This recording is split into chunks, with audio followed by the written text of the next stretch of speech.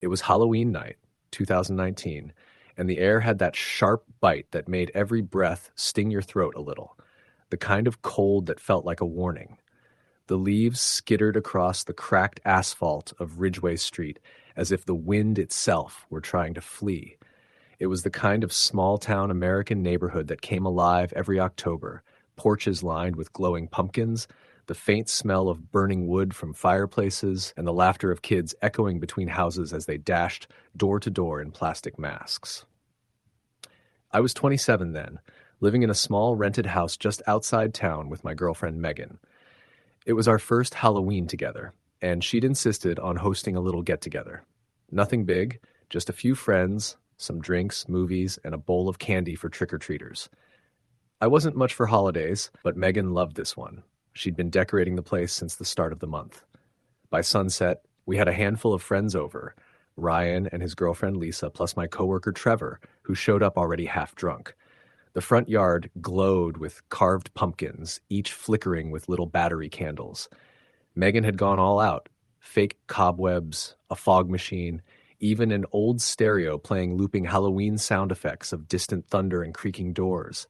It should have been a normal, fun night. But looking back, everything about that night feels wrong. Like all the little details, the broken porch light, the half-dead street lamp across the road, the way the fog rolled in too thick, were leading us to something we couldn't have escaped. Around 7:30, the first group of trick-or-treaters came. Megan handed out candy while Ryan and I sat on the couch watching Halloween play on TV. I remember laughing because Trevor kept trying to jump scare Lisa every time Michael Myers appeared on screen. The house smelled like popcorn and cheap beer. It felt cozy, safe. Then, sometime after 8, the doorbell rang again. Megan went to answer it. I wasn't paying much attention until I heard her hesitate. She didn't say anything at first, which was odd because she usually greeted every kid like a Disney character. Uh? Hi there, she said after a few seconds. Her voice was different, tight, unsure. Ryan looked up. Another group? I don't know, she said softly. Curious, I walked over. On the porch stood a lone trick-or-treater, a tall figure in an old, tattered costume. Not a kid, definitely, maybe late teens or even an adult. The mask was crude, handmade, like a papier-mâché face that had been painted white and cracked with age. The eyes were just two jagged holes, and through them I could barely see a pale glint. The costume itself looked like a black suit, the kind people wore to funerals 50 years ago. Trick or treat, the figure said in a low voice. It wasn't playful. It was flat, almost rehearsed. Megan forced a laugh. Nice costume, here you go. She dropped a few pieces of candy into the bag he held, an old pillowcase, dirty at the bottom. He didn't move, just stood there, breathing slowly, the faint sound of it almost audible through the mask. I stepped closer. You good, man? I asked, trying to sound casual. No answer. Then, without a word, he tilted his head, slowly, almost like he was studying me. After a long pause, he turned and walked down the steps, the bag dragging against the wood with a scraping sound. We watched as he disappeared into the fog that had thickened down the street. That was weird, Megan said, shutting the door. Creepy as hell, Ryan muttered. We tried to shrug it off. It was Halloween, after all. Weird was part of the night. But there was something about the way that figure moved, too stiff, too deliberate, that left me uneasy.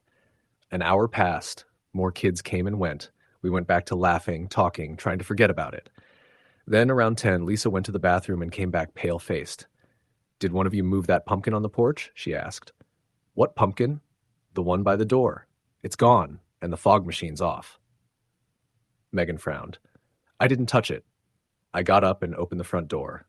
The air outside was colder now, and a thin mist clung to the ground. The porch was mostly dark, except for the single pumpkin still burning near the steps. The one that had sat by the door, the one Megan carved herself, was gone. I stepped outside. The street was empty. Most houses had turned off their lights by then. Only the faint sound of rustling leaves broke the silence. Then I noticed something at the end of the walkway, just past the gate, the missing pumpkin. But it was different now. Its face had been turned toward the house, and something dark streaked across the carved mouth. At first, I thought it was candle wax, but when I got closer, I realized it wasn't wax. It was thick and red. Hey, dude, what the hell? Ryan called from the door. I didn't answer. I just stared at that pumpkin. The flickering candlelight inside made the red smear almost glisten. Suddenly, I heard it, the faint creak of footsteps on the gravel. I turned toward the road. The man in the cracked mask was standing across the street, just standing there, completely still, head slightly tilted again. This time I didn't feel uneasy. I felt cold fear crawl up my neck. "Hey!" I yelled. "What's your problem?" He didn't move. Megan came outside, wrapping her arms around herself. "What's going on?" Ryan and Lisa joined, looking where I was staring. "Is that the same guy?" Ryan asked. "Yeah," I said quietly. "Probably just some asshole trying to freak people out," Trevor said, drunk enough to think this was funny. He walked down the steps, hands out. "Hey man, nice job. Real spooky. You can stop now." Still nothing. The masked figure didn't even twitch. Trevor stopped halfway down the driveway. "All right, whatever." He turned around and laughed nervously. "Dude's a statue." But as he reached the steps again, the figure began to move, slow, deliberate steps toward our house. "Okay, seriously," I said. "Get inside." Megan's hand gripped my arm. The man crossed the street. His feet made almost no sound on the pavement. The fog seemed to cling to him as he approached. Trevor laughed again, but this time it sounded forced. "All right. Joke's over, buddy." He took a step forward like he was going to confront him, but Ryan grabbed his arm. "Don't," he warned. The masked man stopped at the gate and stood there, breathing heavily, his head cocked again. The porch light flickered weakly, and for a split second, I thought I saw his eyes through the holes, just empty blackness. "Go inside," I said again. We backed up, closing the door and locking it. Nobody spoke for a long time. Ryan peeked through the blinds. "He's still there," he whispered. "Call the cops," Megan said. I grabbed my phone, but before I could dial, the sound of scraping came from outside, the gate opening, then closing again. Did he just... I ran to the window. The street was empty. He was gone. We waited, silent, for several minutes. I didn't want to admit it, but a part of me wondered if we'd overreacted. Halloween made people weird. Maybe it was just some kid playing a prank. But then, a dull thump echoed from the side of the house. Everyone froze. Another thump, like something hitting the wall outside. Trevor whispered, "That's the kitchen side."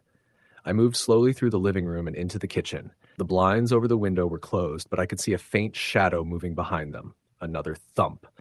I grabbed a flashlight and shined it through the glass. Nothing. Then, as I turned to tell the others, something hit the window. Hard. We all screamed. Megan clutched my arm so tightly her nails dug into my skin. Outside, illuminated by the flickering porch light, the masked man stood right by the window, both hands pressed against the glass. The cracks in his paper mask seemed deeper now, jagged lines spreading down to where his mouth should have been. He tilted his head again, slow, deliberate. I yelled, "Get the hell away from my house!" He didn't move. Ryan ran to grab something, a fireplace poker, while Megan dialed 911. The operator barely had time to answer before Megan's voice shook out. "Someone's outside our house. He's trying to break in. Please." Then the window shattered. We all jumped back. The mask appeared in the broken frame, the sound of heavy breathing filling the kitchen. Ryan swung the poker hard, smashing against the window frame. The masked man backed up slightly, then disappeared into the fog again. The cops said they'd send someone immediately. We locked every door, turned off the lights, and waited in the dark. The house felt like a tomb. Every creak of the wood sounded like footsteps. Every gust of wind against the siding made Megan flinch. 15 minutes passed, then 20. Still no sign of the police. That's when the power went out. The sound of the refrigerator clicking off was followed by complete silence. Lisa whispered, "He cut the power." I felt the blood drain from my face. Ryan moved to the window again, peeking through. "I can't see anything," he said. "It's too foggy." Then, faintly, from somewhere behind the house came the crunch of footsteps on leaves. "Back door," I whispered. We all moved toward the living room, crouched low, our flashlights off. The footsteps stopped. Then something scratched at the back door, slow, dragging scratches like fingernails or metal. Trevor whispered, "Man, this isn't real, right?" Then a voice came through the wall. "Trick or treat." It was the same flat tone as before. Megan started to cry. Ryan gripped the poker tighter. "You come in here. I swear to God." Another bang, this time from the front door. We froze. Bang, bang, bang, bang. The front and back of the house both being hit, alternating in perfect rhythm. "Is there more than one?" Lisa whispered. I didn't know what to say. The sounds stopped. Silence swallowed the house again. Then, faintly, from the darkness outside came the creak of the porch boards. Footsteps, slow, deliberate. I aimed my flashlight at the door. The beam caught the edge of the window and that mask, staring in. I yelled, and Ryan swung the poker again, smashing the glass panel in the door. The figure vanished.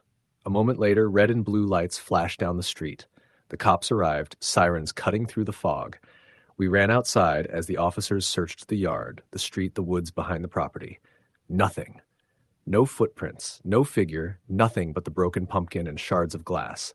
They took our statements, walked around, but after an hour, they left, telling us to call if he came back. But he never did. At least, not that night. The next morning, the sun came up, pale and cold. Megan and I stepped outside, trying to process everything. That's when we saw it. Sitting on the porch, right where the missing pumpkin had been. The same cracked mask.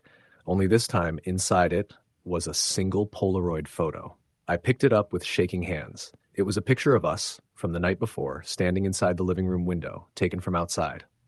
We moved out 2 weeks later. To this day, every Halloween night, wherever we are, Megan swears she sees a tall figure at the end of the street, watching, never moving, never speaking, just waiting. Story the end. It was Halloween night in 2019 in a small town in Michigan called Pine Ridge. I had just turned 21 and was home from college for the weekend. Halloween had always been a big deal there. Kids running from house to house, parents handing out candy, and the older teens getting together for parties. That year, though, things felt different. The air was heavy, and the fog rolled in earlier than usual, coating the streets like a thin, wet blanket. I was with two friends, Nate and Olivia. We didn't want to go to any of the parties. They were too crowded and loud, so we decided to do something spookier. Someone had told us about an abandoned farmhouse on the outskirts of town, known locally as the Grayson Place. Rumor had it that the family who lived there disappeared one Halloween night decades ago, and the house had been empty ever since. But people still swore they saw lights flickering in the windows or shadows moving inside. By 7 p.m., we were driving down the winding country roads. The fog made everything look distorted, and the trees loomed over the road like they were alive. The GPS had trouble getting a signal, and by the time we saw the house, the moon was just a thin crescent. The farmhouse was massive and decrepit. The roof sagged in places. Windows were either boarded up or shattered, and weeds had overtaken the front yard. A rusted gate creaked when we pushed it open, and the sound echoed through the night. "This is insane," Olivia whispered, gripping Nate's arm. "Perfect," I said. "It's Halloween. We're here to see some real ghosts, right?" We approached the front door, which was slightly ajar. The air smelled faintly of smoke and something sweet like rot mixed with sugar. Inside, the house was dark, with only our flashlights to guide us. The floorboards groaned under our weight. Old furniture was covered in dusty sheets, and cobwebs clung to the corners of the ceiling. As we moved through the living room, I noticed something odd. On the wall, there was a series of photographs in antique frames. A family, smiling for the camera. Father, mother, two kids. And in every picture, the youngest child's eyes were black. Completely black, like they were hollowed out. I froze. "Do you see that?" I whispered. Nate leaned closer. That's creepy." We decided to explore the upstairs. The staircase creaked with every step, and the air grew colder as we climbed. About halfway up, we heard it, a faint whisper coming from one of the bedrooms. At first, I thought it was the wind. Then the whisper repeated, clearer this time, "Get out!" Olivia grabbed my arm. We shouldn't be here. But curiosity pushed us forward. We reached the top of the stairs and saw a hallway lined with doors. One at the far end was slightly open, and inside we could see a rocking chair moving back and forth. No one was in it. "Probably the wind," Nate said, though his voice lacked confidence. We stepped closer. The room was empty, but the chair rocked violently now as if someone had just jumped out. And then we saw it, a figure standing in the corner, barely visible in the dim light. Pale, thin, wearing a tattered dress, hair long and black. Its head tilted unnaturally to the side, and its eyes, they were the same black hollows as in the photographs downstairs. I screamed. Nate pushed me toward the stairs, and Olivia bolted behind us. The figure moved toward us, gliding rather than walking. The hallway seemed to stretch endlessly as we ran, the floorboards cracking beneath our feet. We made it to the front door and shoved it open. The wind had picked up, and the fog was thicker now. We didn't stop running until we reached my car. I fumbled with the keys, shaking so badly I dropped them twice. When I finally started the engine, I looked back. The farmhouse was still, silent, empty. But I could swear I saw a shadow in the upstairs window watching us leave. The next day, I tried to tell people what happened, but no one believed me. Old houses make noises, they said. It's just your imagination. But I know what I saw. That figure, it wasn't human. And that wasn't the end. A few weeks later, I found something scratched into the back of my bedroom door at my apartment. I saw you. No one else had a key, and I live alone. Every Halloween since, I feel it, watching me, waiting. The hollow-eyed child from the photos, or the woman in the tattered dress, I'm not sure which. I can hear whispers when the wind blows through the trees outside, soft at first, then urgent. Next year, and I know it's coming back. Story. The end. It was Halloween night in a small, sleepy town in Kentucky. I was 19, living with my cousin Matt in a rundown house on the outskirts of town. Most people were out trick-or-treating or at parties, but Matt and I had other plans. We had heard stories about an old, abandoned cabin deep in the woods, far enough from town that very few people dared to go near it. They said the cabin had belonged to a hermit who disappeared under mysterious circumstances decades ago, and that anyone who went there at night sometimes never returned. We decided that Halloween night was the perfect time to check it out. Matt and I packed flashlights, a camera, and a few snacks. The air was cold and damp, with a fog settling over the forest, giving the woods an almost suffocating feel. As we trudged through the undergrowth, the trees seemed to close in around us. The crunch of leaves under our boots sounded deafening in the eerie silence. After nearly an hour of walking, we finally saw the cabin through the fog. Its windows were shattered, and the door was barely hanging on its hinges. The wood was rotted and blackened from age, and the roof sagged under its own weight. It looked exactly like something out of a horror movie, and for a moment, I wondered if going in was a mistake. Matt, as usual, was fearless. "Come on, we came all this way," he said, pushing the door open. The air inside smelled of mildew and decay, with a faint metallic tang that made me gag. The floorboards groaned under our weight, and cobwebs brushed against our faces. We split up, as teenagers often do, to explore the cabin more thoroughly. I went to the left side, where a staircase led to a small loft. The wooden steps creaked with every move, and I felt the unmistakable sensation of being watched. I paused and shined my flashlight into the shadows, but saw nothing. Then I heard a whisper, low and urgent. "Leave." I froze. My heart was pounding, and I called Matt's name, but he didn't respond. The whisper came again, closer, clearer. "Get out." I ran back downstairs to find Matt, but the cabin seemed to stretch and twist in ways that didn't make sense. What had been a small room when I went upstairs now seemed impossibly long, with doors appearing where there hadn't been any before. Shadows moved across the walls, not in sync with the flickering of our flashlights. Suddenly, I saw something move at the far end of the cabin, a figure, hunched and dark, slowly emerging from the shadows. It had no discernible features, just a black, shifting mass, but I could feel its eyes on me. A whisper surrounded me from all sides. "You don't belong here. You'll stay." I screamed, and the figure lunged. I stumbled backward, tripping over debris, and hit the floor hard. Matt's voice called my name, distant but panicked. I scrambled to my feet and ran toward the sound, but the cabin seemed endless. Every corner I turned led to another hallway, another shadow. The whispers grew louder, overlapping into a cacophony. "Leave, leave, now." I finally burst out of a side door into the foggy night. The cabin loomed behind me, silent again, but Matt was gone. I called his name until my voice was hoarse, but no response came. I ran back toward town, terrified and exhausted, the fog clinging to me like a wet sheet. The next day, the police searched the area, but there was no sign of Matt. They didn't find the cabin either. It was as if it had vanished overnight. My parents didn't believe me, and I couldn't explain what had happened. The only evidence I had was the footage from the camera we had brought. It was corrupted, black frames where the cabin had appeared, and faint whispers recorded in the background, distorted but unmistakable. "Get out!" Years later, I still dream about that night. On Halloween, I feel the cold fog, see the shadows, and hear whispers calling my name.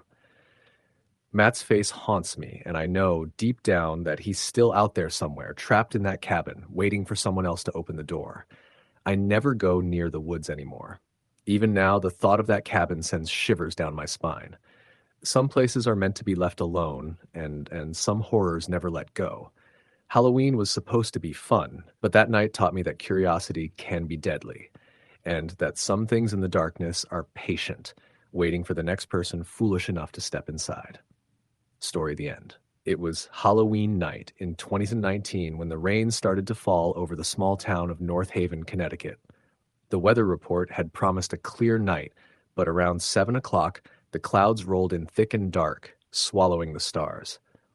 The streets glistened beneath flickering orange porch lights, and children in plastic costumes hurried between houses, their parents' umbrellas bobbing behind them.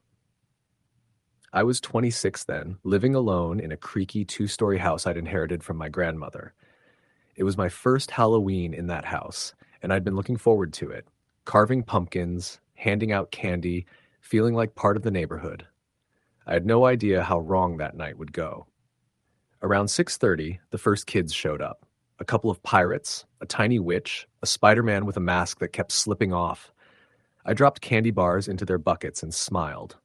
The laughter outside reminded me of my own childhood, running through cold October air, the sound of leaves crunching underfoot, the excitement of staying out late.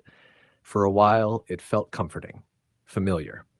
But as the rain picked up, the crowd of trick-or-treaters thinned fast. By 7:30, the street was nearly empty. The only sounds were the rain on my roof and the occasional gust of wind that made the porch light flicker. I had just settled on the couch with a bowl of leftover candy and a glass of bourbon when there was a knock at the door. It was slow. 3 deliberate knocks. When I opened the door, there was a girl standing on the porch.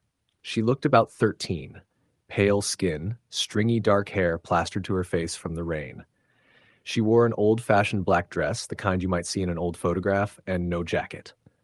Her hands were clasped tightly around a small, dented tin pail. "Trick or treat," she said softly. Her voice was barely a whisper, but something about it made the back of my neck prickle. I smiled anyway and dropped 2 candy bars into her pail. They made a dull clank against the metal. "Out kind of late, huh?" I said, trying to sound friendly. She didn't answer. She just looked up at me. Her eyes were strange, grayish and dull, like storm clouds reflected in a puddle. "Do you need an umbrella or something?" I asked. Still nothing. Then suddenly, she smiled. It was small and odd, like she was forcing herself to mimic what she thought a smile was supposed to look like. "Thank you," she said, and then turned and walked down my driveway. I stood in the doorway watching her for a few seconds. She didn't have a parent with her, and I figured maybe she lived nearby. But when she reached the sidewalk, she turned, not toward the other houses, but toward the woods behind my property. "Hey," I called after her. "That's not a road back there." She didn't turn.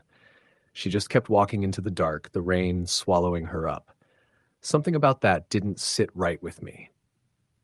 The woods behind my place weren't huge, but they stretched for a few miles before hitting a dead-end marsh. Even in daylight, it was easy to get turned around back there. I grabbed my flashlight and stepped onto the porch. The rain was cold, slapping against my face. I shined the light toward the edge of the trees, but I didn't see her.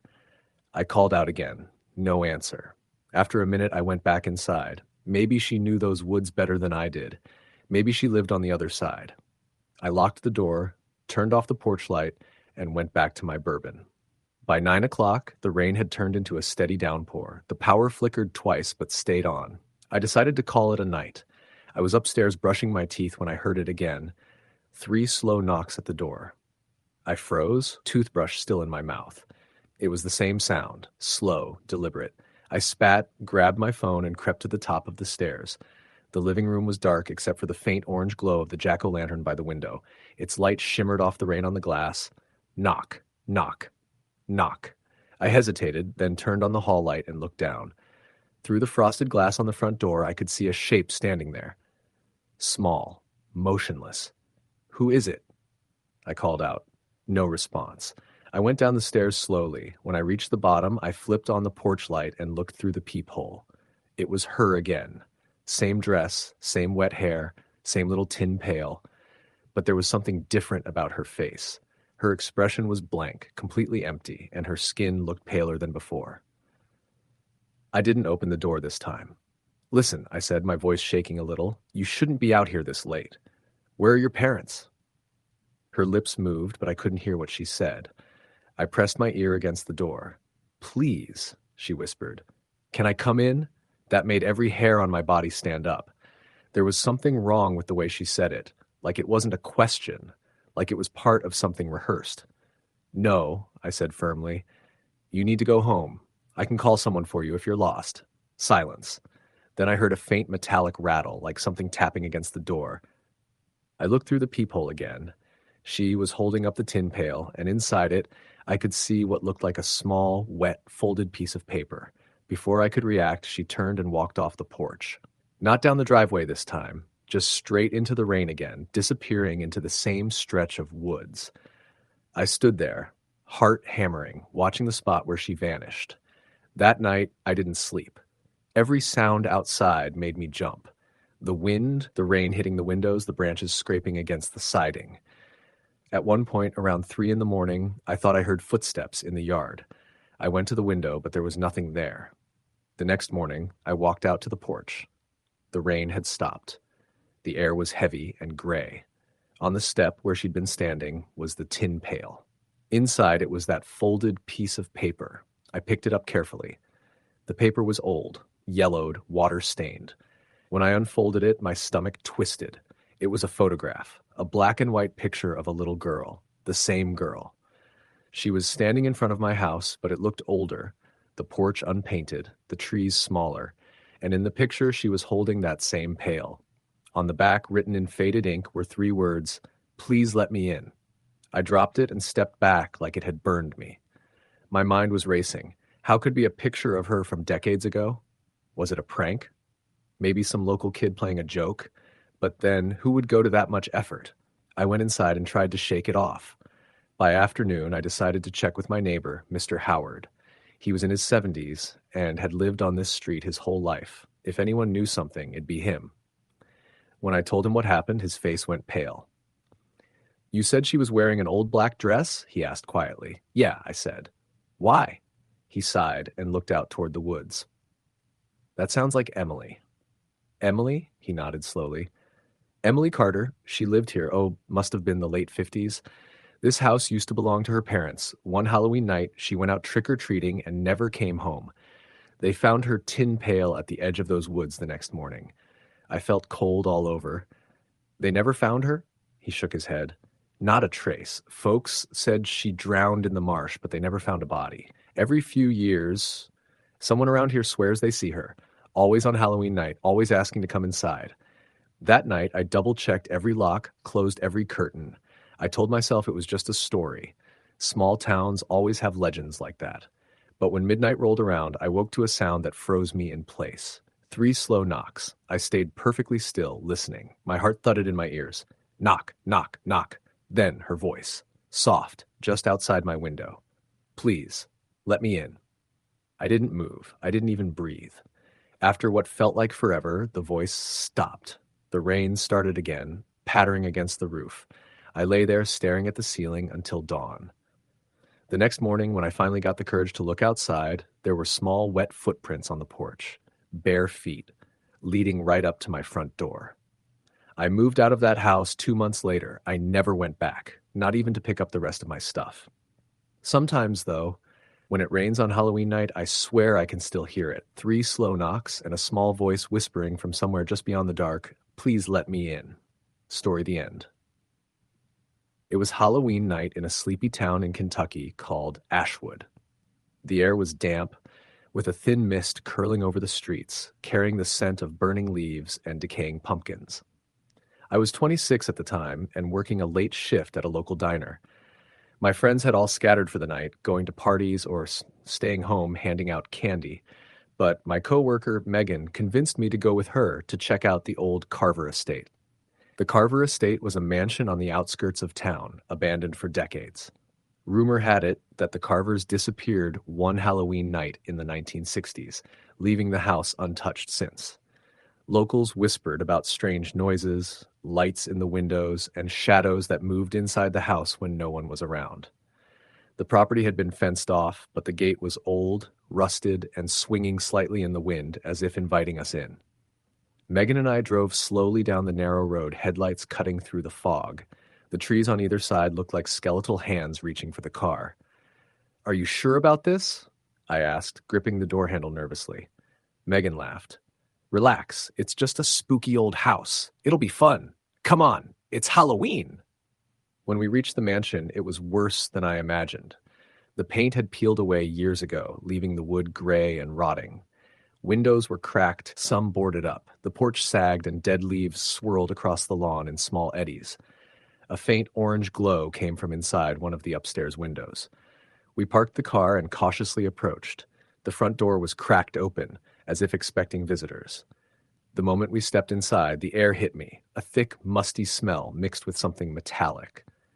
My stomach churned. The first floor was filled with broken furniture, peeling wallpaper, and cobwebs. A grand staircase led to the second floor, the steps groaning under our weight.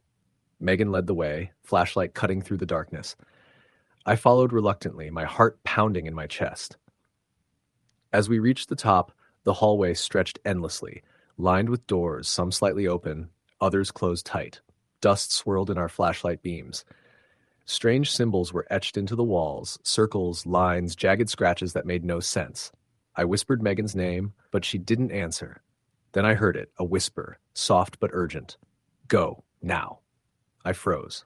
"Megan?" The whisper repeated, closer this time. "Leave, now."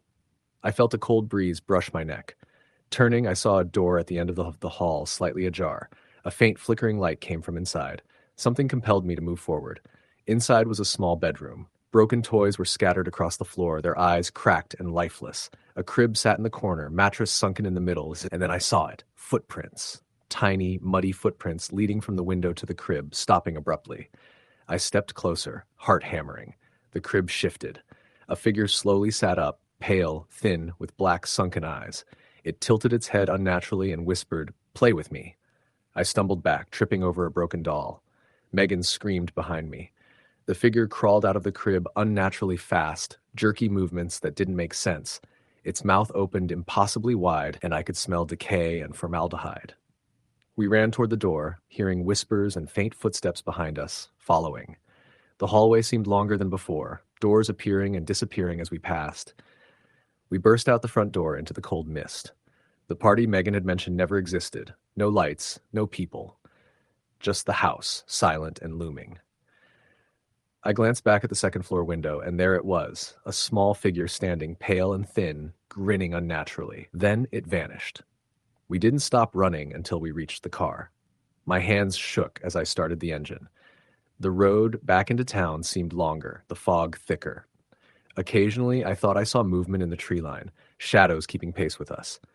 When we finally reached town, everything seemed normal, almost mundane. But the feeling stayed with me. The certainty that something had followed us, that whatever was in that house hadn't stayed inside. Weeks later, I learned from a local newspaper that a teenage girl had gone missing near the Carver estate that same night. Search parties found nothing. The house itself was reportedly gone, demolished, or burned, though no one could confirm.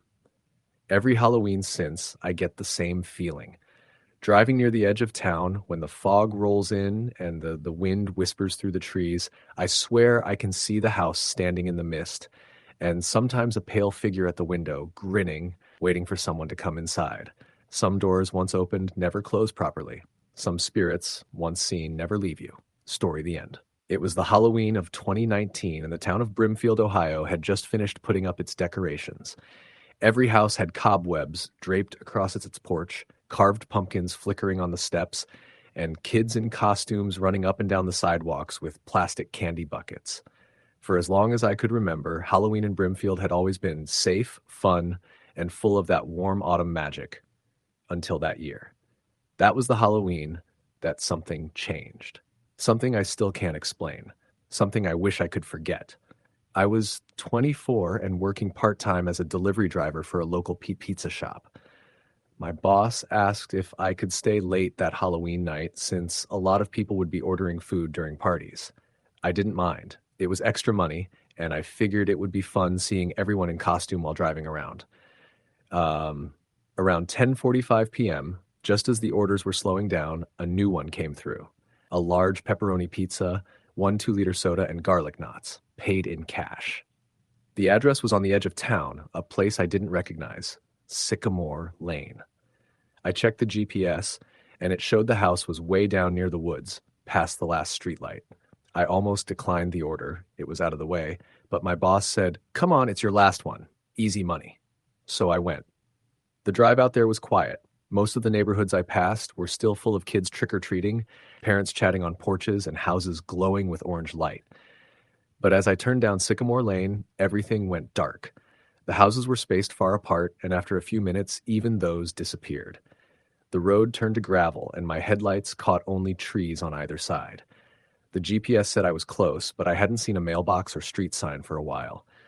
Then, just as I was about to turn around, I saw it. A house.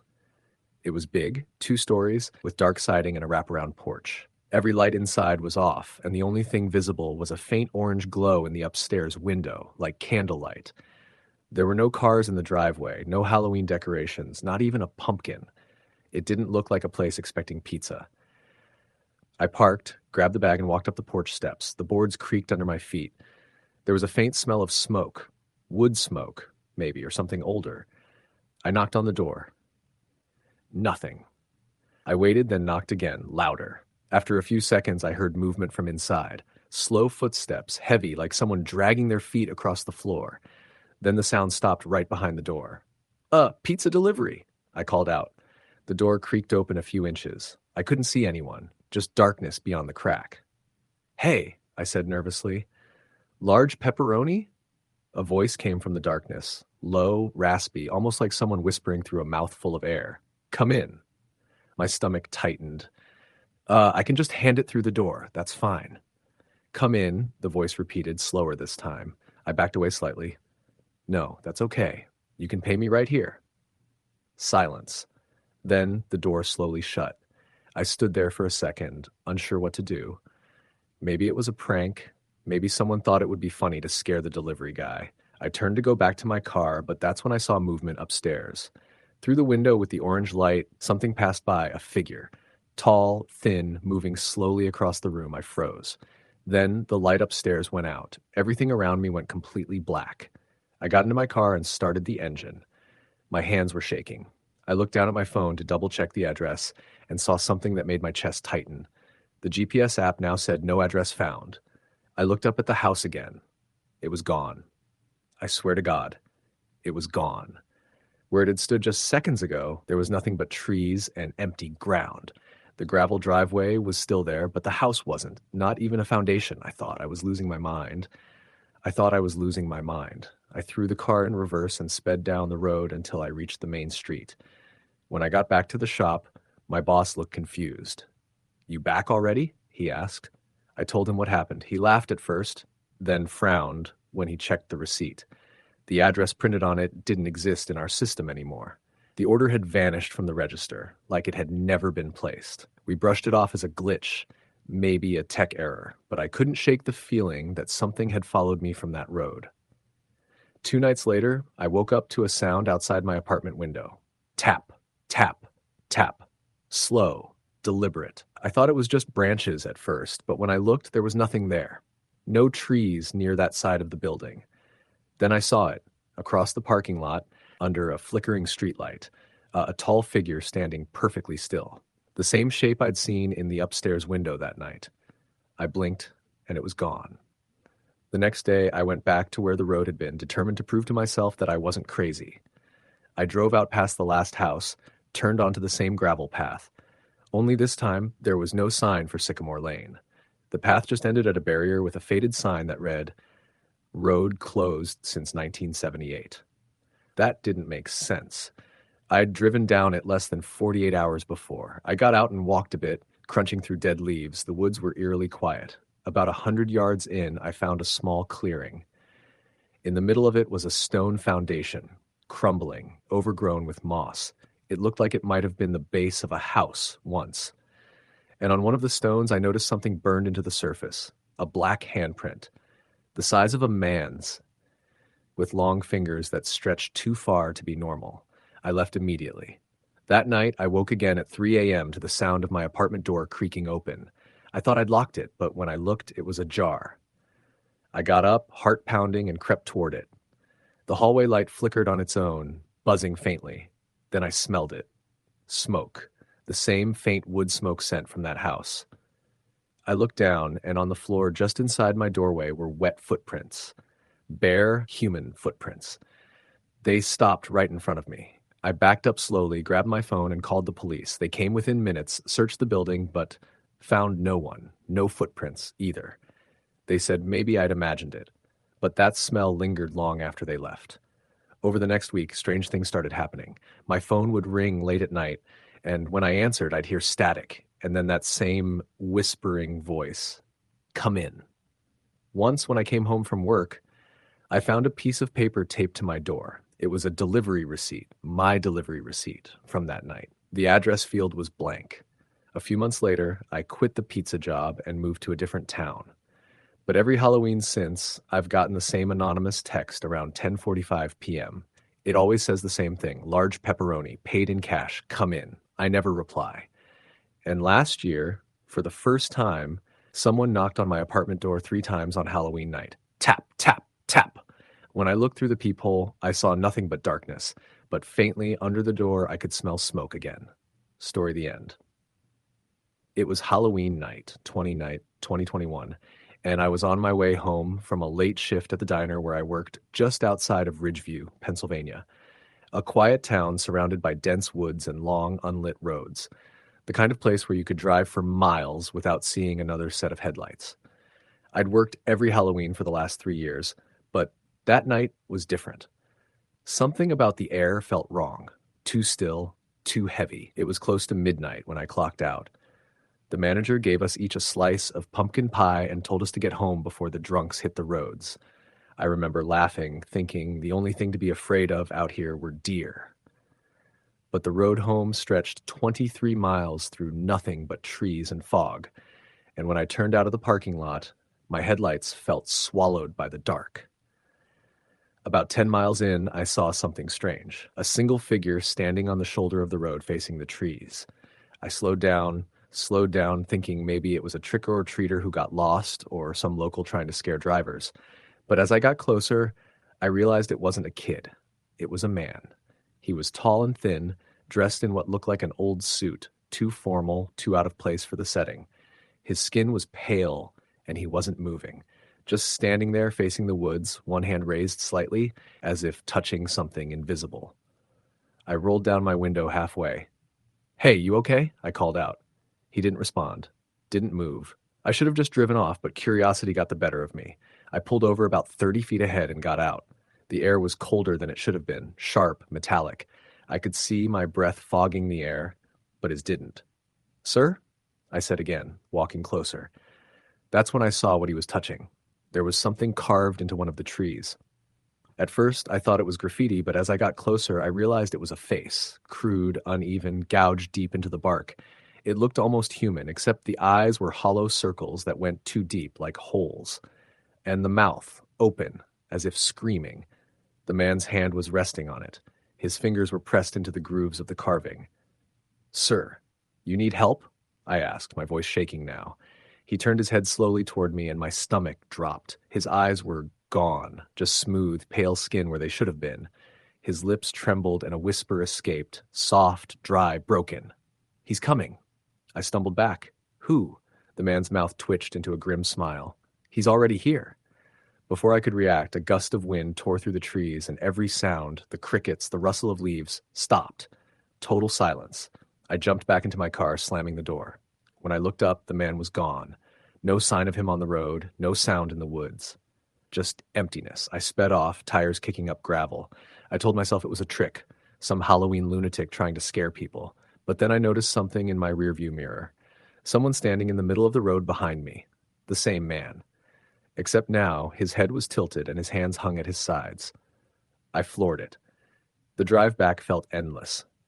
Every mile the fog grew thicker, curling against the car, pressing against the windows. My phone had no signal. The radio only gave static, and every so often I thought I saw movement in the trees. Figures maybe, but I told myself it was my imagination. When I finally reached my driveway, I nearly cried with relief. My house sat alone, surrounded by acres of woods. Normally it felt peaceful. That night it felt wrong. The fog had followed me all the way there. I ran inside, locked every door, turned on every light. My dog, Baxter, started barking at the back window. I looked out but saw nothing, just white fog pressing against the glass. I tried to shake it off, telling myself I was just spooked. I made tea, sat on the couch, turned on the TV, but the screen flickered. The power dimmed for a second, then came back. The lights buzzed, and then someone knocked on my door. 3 times. Slow. Heavy. I froze. It was almost 1 a.m. I didn't live near anyone. I peeked through the peephole. No one was there. Just the fog. Then the knock came again. This time from the back door.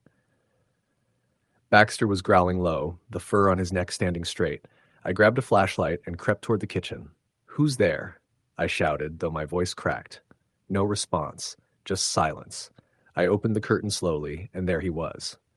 The man from the road, standing in my backyard, his head tilted upward, looking directly at me, even though he had no eyes.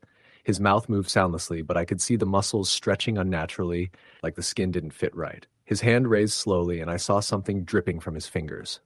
Dark, thick. Blood. I stumbled back, dropping the flashlight. The lights in the kitchen flickered violently, and then everything went black. Baxter started barking and then yelped, loud, sharp, and then silence. I called his name. Nothing. I fumbled for my phone, but the screen showed static. Just static. Then through the noise came a whisper. "He's here." My heart stopped. The same voice, the same whisper from the road. I grabbed the nearest thing I could find, a kitchen knife, and moved toward the living room. My breath was loud, ragged. Then I heard footsteps, slow, wet, dragging across the wood floor. I turned the flashlight back on. The beam hit the hallway, and there he was, inside. His skin was gray, his head tilted at an impossible angle. His mouth hung open wider than it should have, like it was tearing itself apart. He took one step forward, and I swear I heard the sound of bone cracking. "Get out!" I screamed, swinging the knife, but he didn't move like a person. He moved in jerks, like a broken puppet. The lights came back on for a second, and he was gone. Just gone. I ran outside, barefoot, into the fog. My heart felt like it was going to explode. I sprinted to my car, jumped in, locked the doors. That's when I saw the carvings. Every tree around my house, every single one, had the same face carved into it. The hollow eyes, the open mouth. And then I noticed something worse. My car window had fogged from the inside, and there in the condensation was a handprint. Fresh. I don't remember the drive to the police station. I must have been in shock. When the officers went to my house, they found nothing. No footprints, no blood, no sign of forced entry. Baxter was gone. They told me it was probably a wild animal, but I know what I saw. The only thing they found was the carving on one of the trees near my porch. Fresh, deep, still wet with sap. A face. But this one was different. It wasn't screaming, it was smiling. I moved 2 weeks later across the state, but it didn't help. Some nights I'll wake up and find new scratches on my trees. Deep ones, like something's marking them. And sometimes when the fog rolls in thick and the night is too quiet, I'll hear it again. The voice from the road. "He's already here." Story the end. It was Halloween night, 2019, and I was working the late shift at a gas station just outside of Knoxville, Tennessee. I'd been there about 6 months, mostly quiet nights, the kind where you just stare at the clock waiting for your shift to end. The store sat at the edge of town, surrounded by woods and empty fields. Hardly anyone came by after midnight, except the occasional trucker or drunk college kid looking for snacks. That night started like any other. Around 10 p.m., a group of teens came in dressed in cheap costumes. Witches, vampires, a guy in a blood-splattered hoodie pretending to be some kind of zombie killer. They bought energy drinks, chips, and cigarettes, laughing too loudly and making a mess at the counter. I didn't mind. It was Halloween. Everyone was in high spirits. After they left, the place went dead quiet again. By 11:30, the temperature had dropped, and fog was starting to roll in from the fields. I stepped outside to take a smoke break, leaning against the wall beside the dumpsters.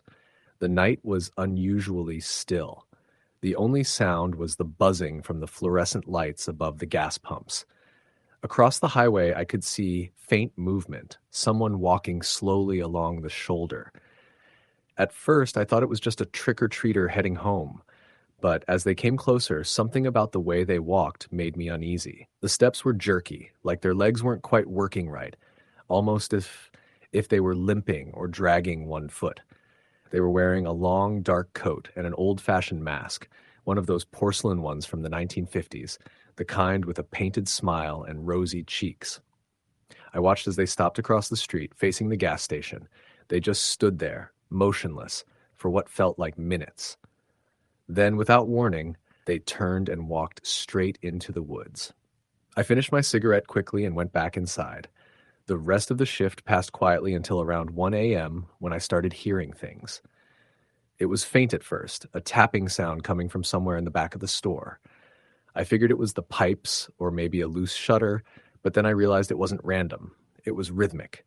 3 slow taps, then silence. Then again, tap, tap, tap. I grabbed the flashlight from behind the counter and went to check. The back hallway led to the stockroom and the employee exit. Everything looked normal, though the exit door rattled slightly in the wind. I locked it again just to be safe.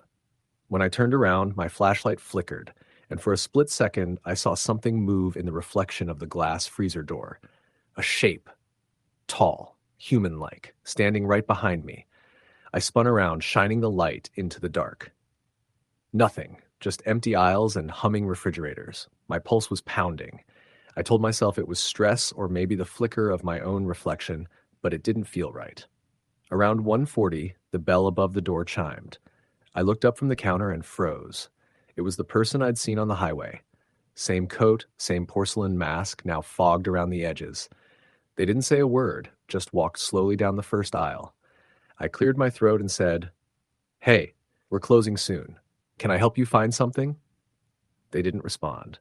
They kept walking, dragging one hand along the shelves. The sound of their nails scraping against the metal sent a chill through me. I couldn't even see their eyes behind the mask, just that fixed, painted grin. They turned the corner toward the beverage coolers, and I reached under the counter for the baseball bat we kept there. My hand was shaking. I heard the coolers open, then close again. I called out, "Look, man, if you need something, you gotta pay for it." Silence. Then, slow footsteps moving toward the front. The figure stopped halfway down the aisle. I could see them now, standing between the rows of candy and chips. They tilted their head at me, the way a dog does when it hears something strange. Then they raised one gloved hand and pointed at me. My heart was slamming in my chest. "All right," I said, my voice cracking. "I'm calling the cops." They didn't move, didn't say a word. I grabbed the phone and dialed 911, keeping my eyes locked on them. The dispatcher picked up, and I stammered out what was happening. While I talked, the figure slowly walked backward toward the door. The bell chimed again as they stepped outside, then the door shut behind them. By the time the cops showed up, the person was gone. They looked around the lot, checked the security cameras, but all we saw was static where the figure should have been. Every other camera was clear except that one, the front entrance feed. It was just white noise. The officers left after telling me to call again if they came back. I tried to calm down and finish the shift, but I couldn't stop checking the windows every few minutes. Around 2:45 a.m., I went to restock the cooler. When I opened the door, I dropped everything in my hands. Sitting inside on the middle shelf was that porcelain mask. The same rosy cheeks, the same painted smile. I stumbled backward, nearly slipping on the floor. I ran to the counter and called the police again, but when they arrived 20 minutes later, the mask was gone. Just gone. They probably thought I was losing my mind. When my manager came in at 6 a.m., I told him everything. He looked at me for a long time and said, "You're not the first one to see him." That made my blood run cold. He told me the gas station had been built on top of an old farmhouse that burned down in the 1960s. The owner, a man named Arthur Hale, was found dead in the woods nearby, still wearing a porcelain mask from a Halloween party earlier that night. They said he went crazy after his wife left him, started walking the roads in costume every Halloween, scaring people. Then one night he disappeared. I quit 2 weeks later. But that's not the end. Last year, right before Halloween, I got a package in the mail. No return address, no note. Inside was a small cardboard box wrapped in newspaper. When I opened it, I froze. The porcelain mask was inside, and taped to the inside of the box was a single Polaroid photo. It was me, standing behind the counter at the gas station from behind the glass of the front door. The timestamp on the photo was October 31st, 2019, 1:43 a.m., the exact moment he pointed at me. Now, every Halloween night, I hear the faint sound of tapping on my windows. 3 slow taps, then silence. Story the end. It was Halloween night in 2020, and I had just started working as a security guard at a small rural museum in northern Michigan. The museum was housed in an old Victorian mansion. One of those places with creaky floors, long corridors, and an attic full of forgotten antiques.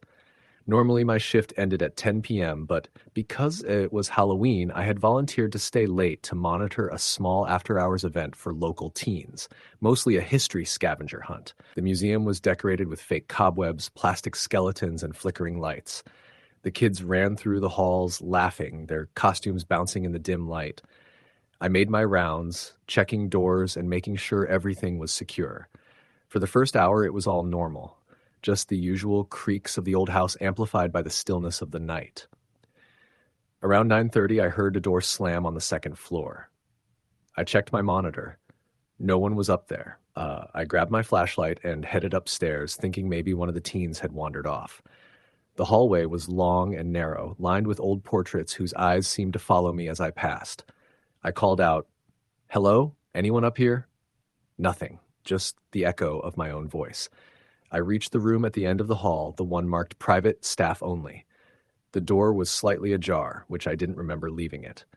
I pushed it open, shining my light inside. The room was empty, except for the old wardrobe in the corner. Its doors were slightly open, just enough to see a darkness inside that seemed thicker than the rest of the room. Then I heard it, a soft, dragging sound, like someone pulling their feet across the floor. I froze, my heart hammering. It was coming from inside the wardrobe. "Hello?" I called, trying to keep my voice steady. No answer, just the dragging. Then, very faintly, I heard a whisper. "Come.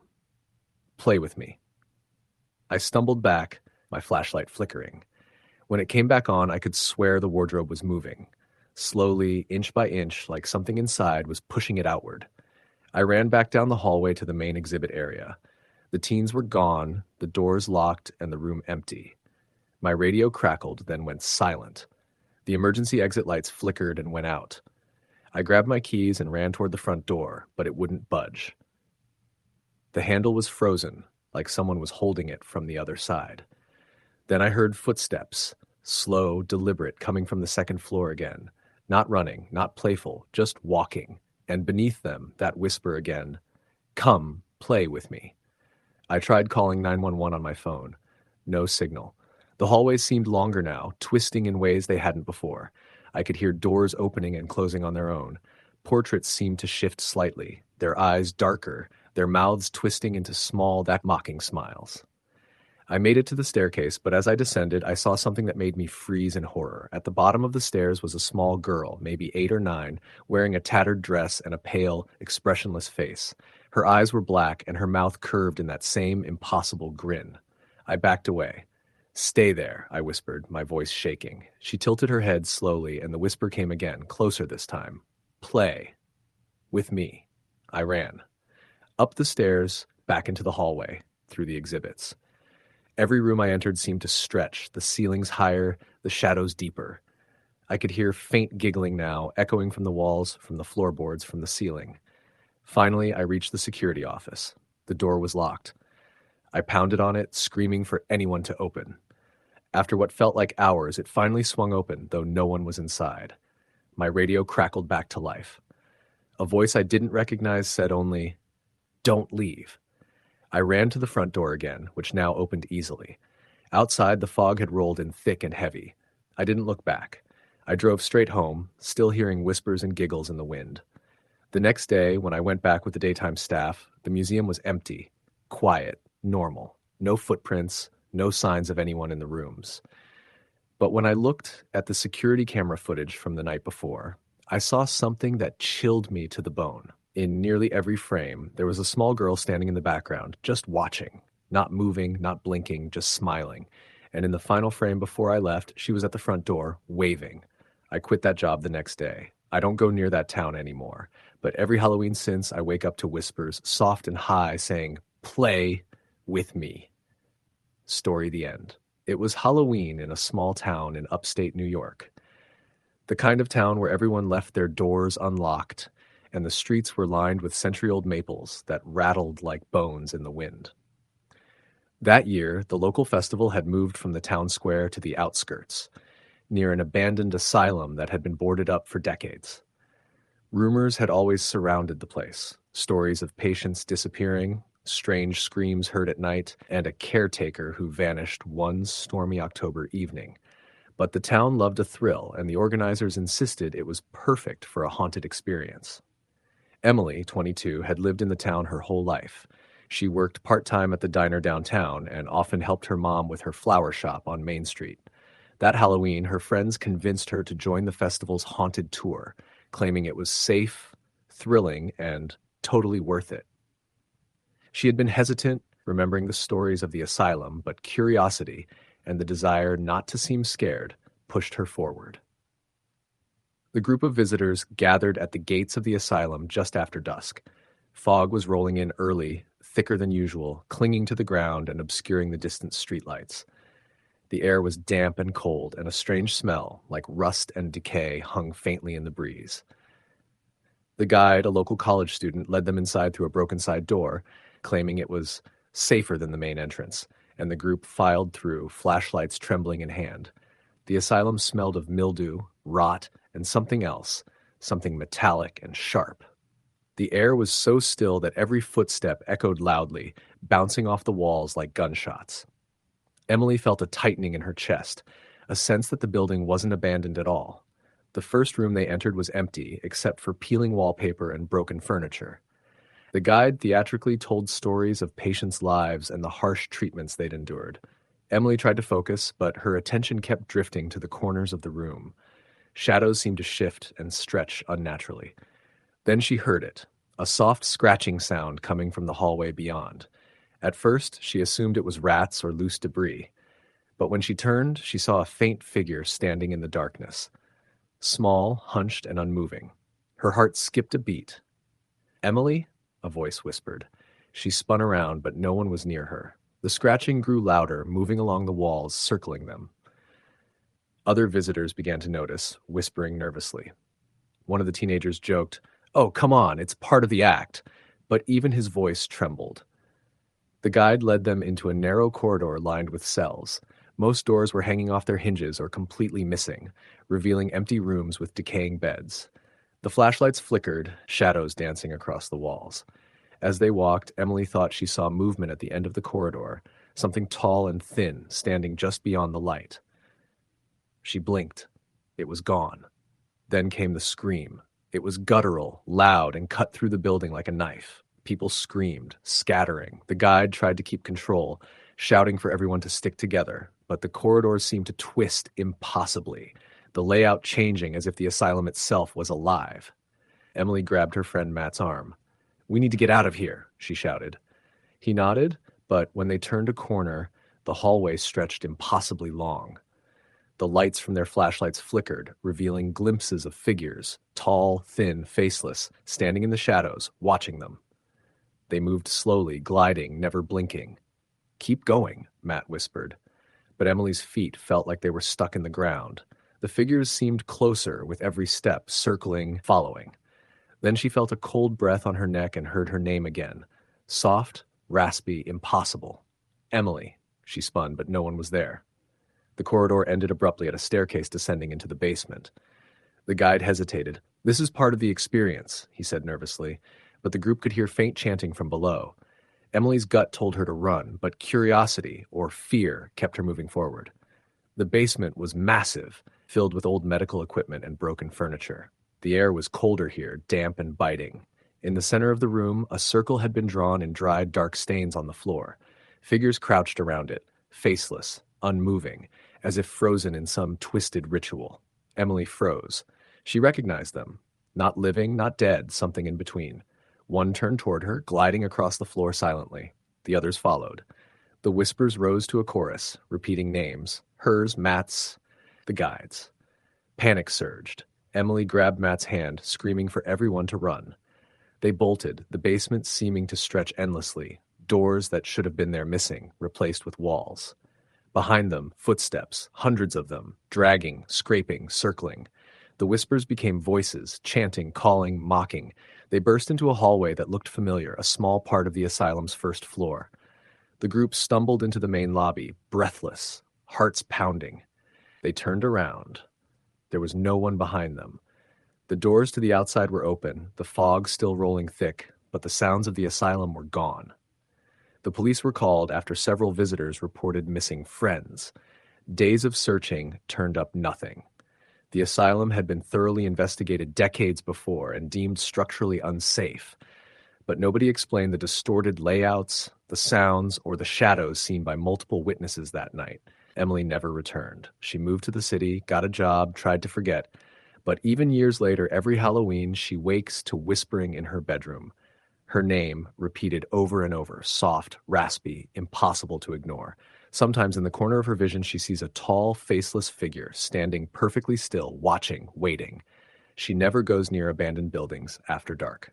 Story, the end. It was Halloween in 2017 in a sleepy town in upstate New York, the kind of place where everyone knew everyone else, and nothing out of the ordinary ever happened. I had just started my new job at the local hardware store, and I was 25, new to the area, and living alone in a small rented house on the edge of town. The house was old, from the 1920s, with creaky floors, a drafty attic, and an overgrown backyard. Perfect for Halloween, I thought, though I had no idea how real perfect would become that year. The night started normally enough. Kids ran from house to house, costumes brightly colored under the streetlights, laughter and the occasional shriek from a scare zone someone had set up. I had set out a few candy bowls on my porch, trying to make it festive, though I wasn't expecting many visitors. My neighborhood was quiet. Around 8 o'clock, I noticed a man walking along the street. He wasn't part of the trick-or-treating crowd. He was tall, thin, wearing a long coat and a wide-brimmed hat that shadowed his face. He carried a bag, but it wasn't the kind used for candy. His steps were slow, deliberate, almost measured, and he didn't acknowledge the passing kids or the lit porches. I felt a twinge of unease. He looked like he didn't belong in 2017. I went back inside, thinking nothing of it. I watched from the window as he continued down the street, moving methodically from house to house, pausing for a moment at each doorway, but never reaching for a bell or knocking. Just standing, watching. By 10, the neighborhood was quiet again. I had turned off most of my lights, trying to relax, when I heard it. A faint scratching at the back door. At first, I assumed it was a branch from the old oak tree brushing against the siding, but the sound became more insistent. Slow, deliberate scratches followed by a low thump. I grabbed a flashlight and slowly moved to the kitchen to check. The door was locked, yet the scratches continued. I leaned closer, heart hammering, and then the whisper came, barely audible over the pounding of my pulse. "Come outside." I jumped back. "Who's there?" I shouted, though my voice sounded small and weak. No response, just the scratching and then silence. I didn't sleep that night, pacing the floors, flashlight in hand. Around midnight, the phone rang. I froze, checking the caller ID. Unknown. I hesitated, but answered. A low, raspy voice whispered, "You shouldn't be alone." Then the line went dead. I called the police, who said someone might be playing a prank. I laughed nervously, telling myself it was probably some teenager enjoying Halloween a little too much. But deep down, I didn't believe it. Over the next hour, I kept hearing noises. Faint footsteps on the porch, tapping on the windows, the occasional whispering voice I couldn't place. I stayed upstairs, locked my bedroom door, and waited for dawn. When morning came, I stepped outside. The neighborhood was calm again. No footprints in the yard, no sign that anyone had been there. Yet, on my porch, I found something that made my stomach turn. A single old-fashioned key resting on the doormat. It was heavy, brass, and ornate, like it had come from a century-old house. I didn't recognize it. I didn't have any locks that used it. I put it in a drawer and tried to ignore it. That day at work, I told a coworker about the night. She froze when I mentioned the key. Ryan, don't leave it out, she said. Keep it locked up. That key, it's connected. People who find it, they disappear. I laughed, though uneasily. Disappear? Really? She nodded solemnly.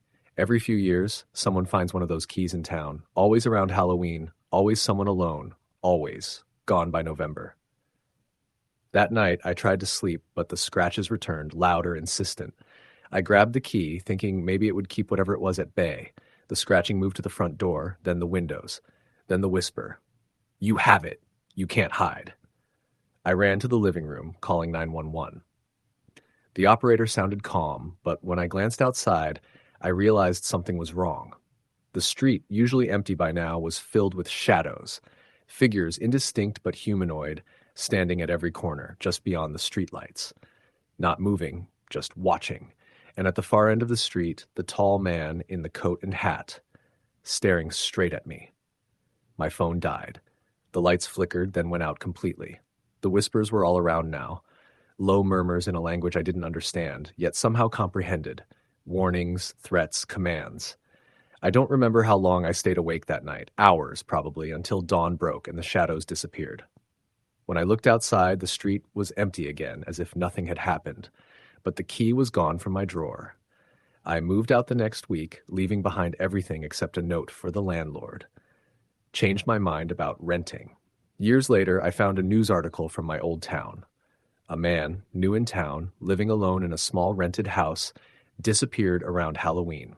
No trace, no explanation, just gone. I haven't been back to that area since, and I never celebrate Halloween the same way. But every year, I get that itch around October 31st, a pull toward old houses, streets I don't know, shadows in the corner of my eyes. And I know somewhere that tall man in the coat is still out there, still watching, still waiting for the next key to appear. Sometimes, when I leave a door unlocked or a window ajar, I feel it. The pressure of unseen eyes, the faint whispers just beyond hearing. Halloween isn't fun anymore. It's a warning, a reminder that some things wander the streets every year, unseen, patient, and hungry for attention.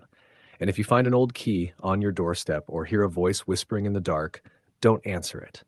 Don't look outside. Don't move. Because if you do, you might not be here next Halloween. Story the end. It was Halloween night, 2017, in a small town in Ohio called Millbrook. I remember because that night still plays over in my head like a film reel I can't shut off. Millbrook wasn't the kind of place people wrote stories about, just rows of quiet houses, kids trick-or-treating, and neighbors who all knew each other. But that night, something happened that changed the way I looked at Halloween forever. I was 19 and working part-time delivering pizzas for a local shop. The owner, a cranky older guy named Frank, was the type who didn't believe in holidays. People gotta eat, he'd always say. Ghosts or not. So I got stuck with the late Halloween shift. My last delivery for the night was to the edge of town, a dead-end road called Brookside Lane that bordered a patch of dense woods. When I punched the address into my GPS, it didn't even show up at first. That should have been my first warning. Eventually, I found it manually, 112 Brookside Lane. There were no houses listed after that one, which was weird, but I figured it was just an old part of town. The drive out there took longer than it should have. The further I got from the center of Millbrook, the darker it became. Streetlights disappeared, replaced by looming trees on either side of the road. My phone signal dropped to 1 bar, then none. When I finally reached Brookside, I realized how far out I really was. There were only 2 houses, both run down and half hidden by overgrown brush.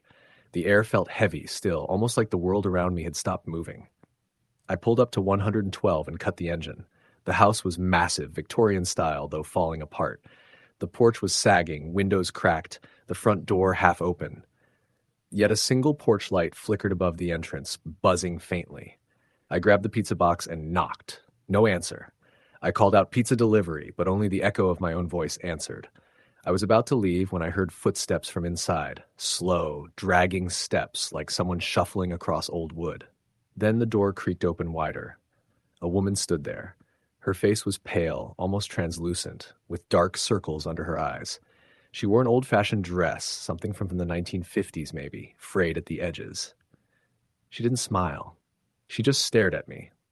Pizza for, I didn't catch the name, I said awkwardly. She blinked slowly, then said, "Come in." Her voice was so quiet I barely heard it. Every instinct screamed at me not to. But it was freezing, and the wind had picked up, so I stepped inside just enough to hand her the box. The smell hit me instantly: mold, damp wood, and something metallic underneath it. The inside of the house looked worse than the outside. The wallpaper was peeling, the floorboards warped. But what really caught my attention were the photographs lining the hallway. Dozens of them, all in black and white, all of families who looked like they'd lived decades apart. But in every photo, one thing was the same: the woman at the door. She looked identical in each one. Same face, same dress, same cold expression. "Do you live here alone?" I asked, trying to sound casual. She didn't answer. Instead, she handed me an old yellow dollar bill. When I hesitated, she said softly, "You should leave now." I didn't argue. I backed out of the house, muttered something like, "Have a good night," and practically ran to my car. I started the engine, and when I looked up at the porch again, she was gone. Um, the door was wide open, but she wasn't there. The next day, I tried to tell Frank about it, but he brushed it off. "Probably some weird old lady. You'd be surprised how many shut-ins there are." But I couldn't shake it. Something about that house felt wrong. So, a few nights later, I drove back. I don't even know why. Curiosity, maybe guilt for not checking if she was okay. When I got there, the porch light was out. The door was boarded up. The grass looked overgrown, untouched for years. I got out of my car, heart racing, and walked to the mailbox. The nameplate read Holloway. That sent chills down my spine because I remembered that name. A few years earlier, there had been a fire at 112 Brookside. The Holloway family, mother, father, and 2 children, had died inside. The story was that the mother had gone mad after losing her husband and locked the kids in before setting the fire. The bodies were found near the front door. Hers was never recovered. I backed away slowly, got in my car, and left without looking back. But it didn't end there. Every Halloween since, I get a call on my phone. No number, no name, just static at first. Then the same soft voice, "Your pizza's getting cold." The first year, I thought it was a prank. The second year, I changed my number. The call still came. Every year at the exact same time, 11:32 p.m., the time I arrived at her door that night. Last year, I finally answered. I said, "Who is this?" The voice on the other end whispered, "You never delivered it." Then the line went dead. This year, I'm leaving town before Halloween. I don't care if it sounds crazy, because when I drove by Brookside last month, there was something new. The porch light at 112 was back on, and in the window, I saw her, standing there, pale face and all, holding that same pizza box I handed her 8 years ago. Story the end. It was Halloween night in 2017, and I was 19, home for the weekend from college. I was staying at my parents' house in a quiet suburb of Pennsylvania. The neighborhood was sleepy, the kind of place where kids ran up and down the sidewalks and parents leaned on their porches, talking while sipping cider or coffee. My parents were working late that night. My dad had a shift at the fire station, my mom at the hospital, so I was in charge of handing out candy. I'd just finished setting the bowls on the porch, candy spilling slightly over the edges, when the first kids started showing up. Costumed laughter and shouting filled the air. Pirates, witches, skeletons, superheroes. The usual chaos of Halloween, nothing unusual. I waved and dropped candy into their bags, trying to make conversation when I could. Around 8:30, things slowed down.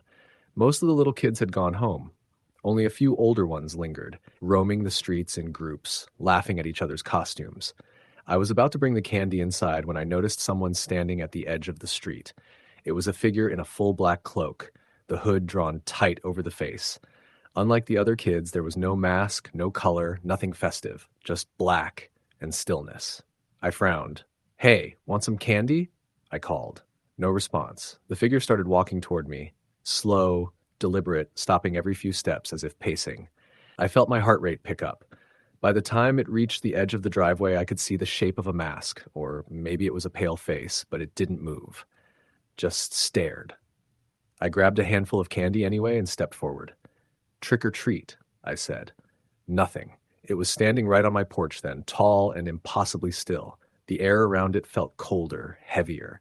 I remember stepping back, almost dropping the candy, and the figure finally reached down, leaving something on the step before retreating into the shadows. I leaned down.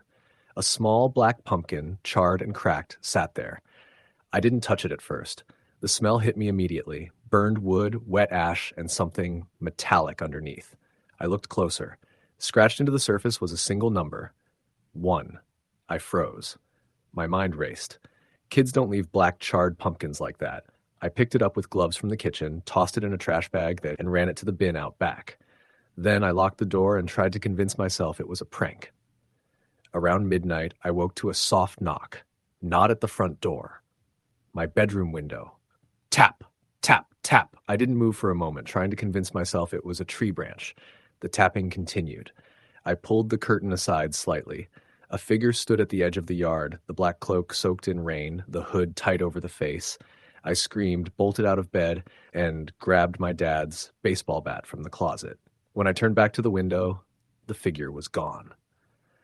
The next morning, I found streaks of mud leading from the trash bin toward the side of the house, ending at the base of my bedroom window. They were thin, too long to be raccoon prints. I called my mom, but she was tired from work and didn't take me seriously. Over the next few nights, things escalated. Each night, I'd wake to knocking at the window, soft footsteps circling the house, or the faint sound of scraping against the siding.